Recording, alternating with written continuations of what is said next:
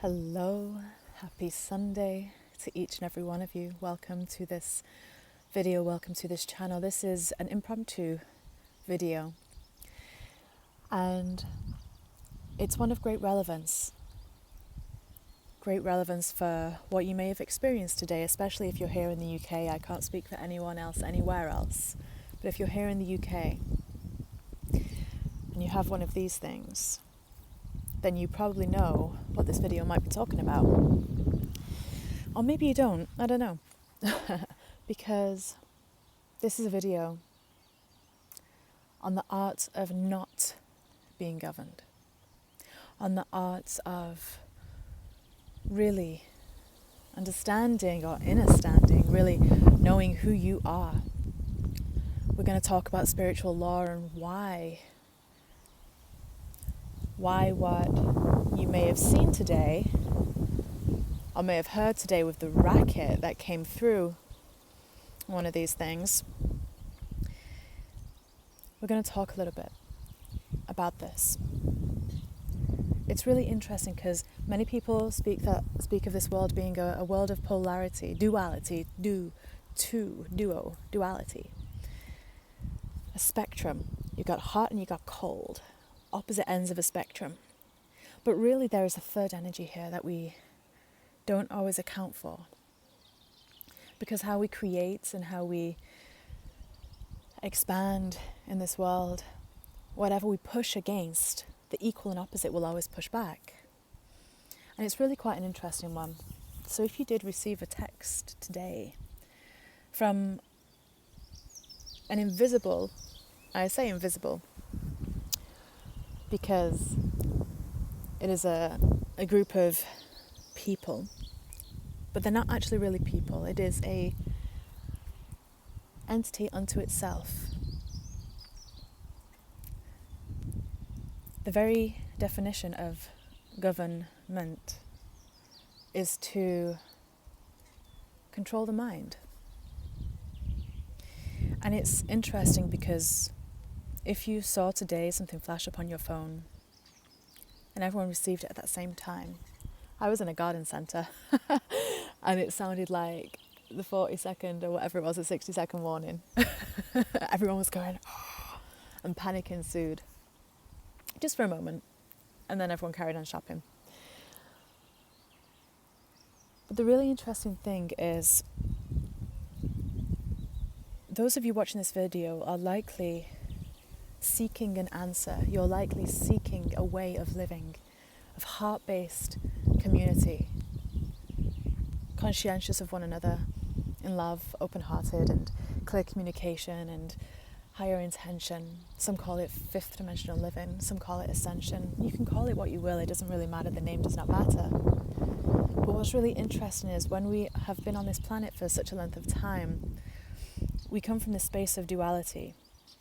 This is how we have shadows to integrate, really.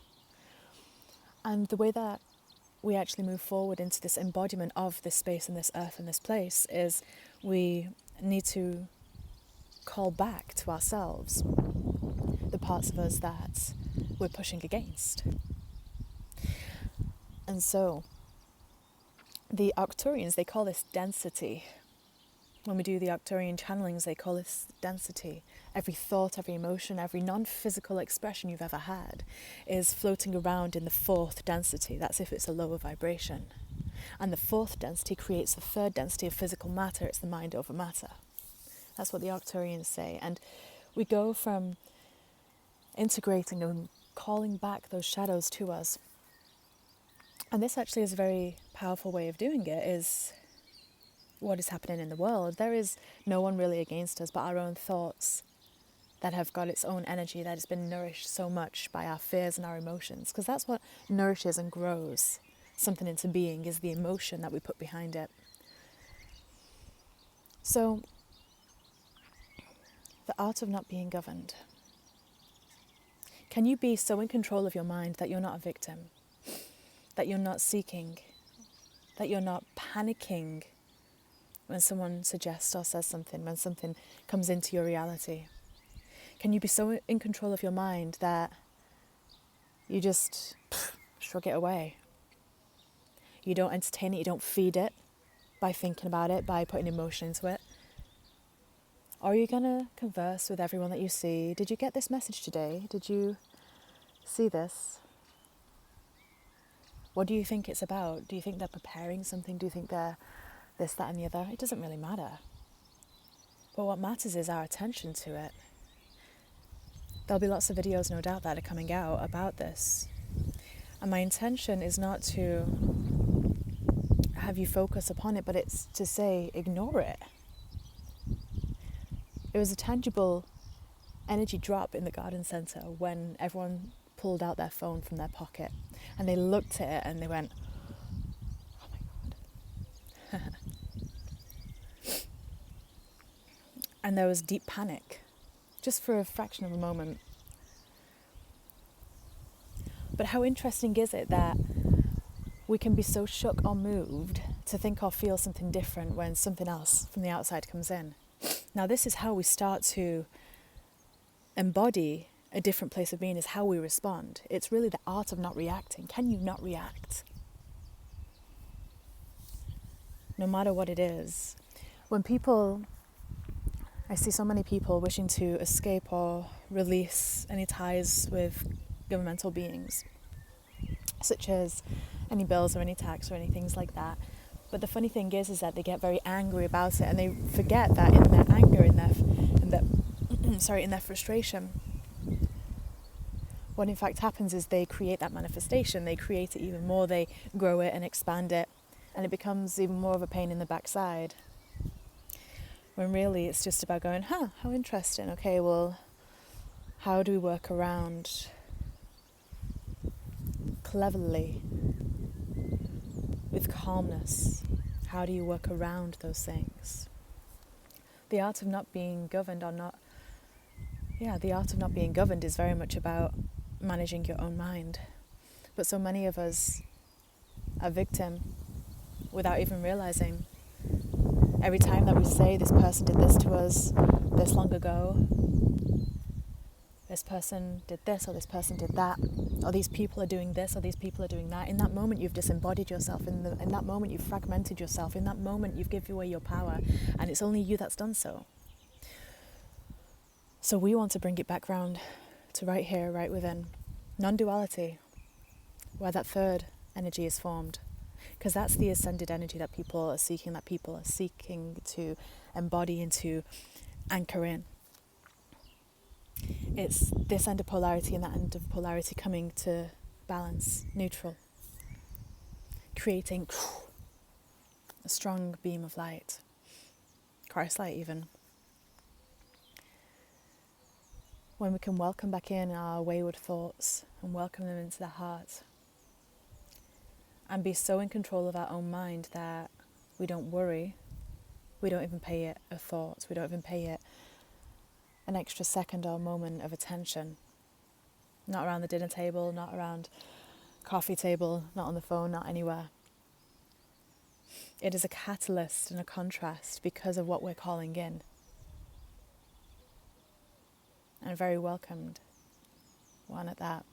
Whenever I see contrast as big as what happened, I smile a little inside, because it will be the thing that the majority of humans need, because the majority of humans are still relying on massive contrast to grow and create and focus. We don't self-observe enough yet. If we were all to practice meditation and self-observation, observing our thoughts and observing emotion and noticing when we are reacting and responding, you would find that you would never again need a large contrast to create something different, something more aligned. Because we only create the contrast outside of ourselves by not returning the shadows to the heart. And those shadows are out there, created through different beings and different people, as parts of ourself, our emotions, our thoughts that we've let float out there, that have the fears that we've had, the films that we've watched, the programs and how we entertain ourselves. The mind doesn't know what's real and what's not, but where it focuses, what it reads, what it sees, that's what grows. So the world still does need these big contrasts to appear, to identify the polarity, the duality, the spectrum. The spectrum that is playing out. Because when we can see the spectrum, we can see, there's still some of our own wayward thoughts, wayward worries and fears that I still need to welcome back home to the heart in love's name. To return, to be balanced, to be neutralized and healed. So don't give attention to anything outside of your field, and if it comes into your field, shrug it away. Breathe deeply and laugh. Cartwheel if you wish. Do something to change the energy if you feel your energy is knocked, but we must be practiced in self-observation, in mastery of the mind. Otherwise, we'll just talk about what we don't want to see happen, forgetting that as we talk about it, we're feeding that same pattern, we're feeding that same creation, we're feeding that same energy. We have to wise up to our own mental control. How do you want to feel? Don't think about it, just feel it. How do you want to feel? Don't analyze it, don't put words to it, just feel it. How do you want to feel? What vibration do you want to feel? Let me tell you, looking at something of contrast, something you don't like, is not going to anchor in how you want to feel. Feeling how you want to feel anchors that in and creates the world you wish to see. For you, for your friends, for your family. Look at the weather, so beautiful today. You know, it's forecast to rain all day today. It's really cold and really kind of, murky. And the sun is clear blue sky. The sun is shining so bright. This is so lovely to be out because we can influence everything. Our vibration is the ripple effect that changes the whole environment. So anyway, if you did receive a message on your phone today and you got a bit worried or concerned or raised an eyebrow or two and wanted to ask others what you thought it meant, don't bother, don't speculate. Don't put energy into creating possible outcomes, because that is what that energy, and that energy is not people. That energy is our energy we've rejected, our shadows. That is what the matrix is. The matrix are our shadows. That's our shadow work. So don't put energy into feeding it even more. Just feel how you want to feel. And that will be what grows, creates more and more. Sending you all so much love, so many blessings. From my heart to yours, from the one true heart. And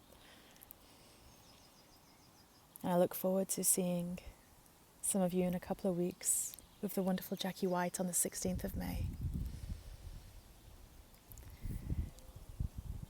So we'll be traversing through the stars on that Tuesday evening.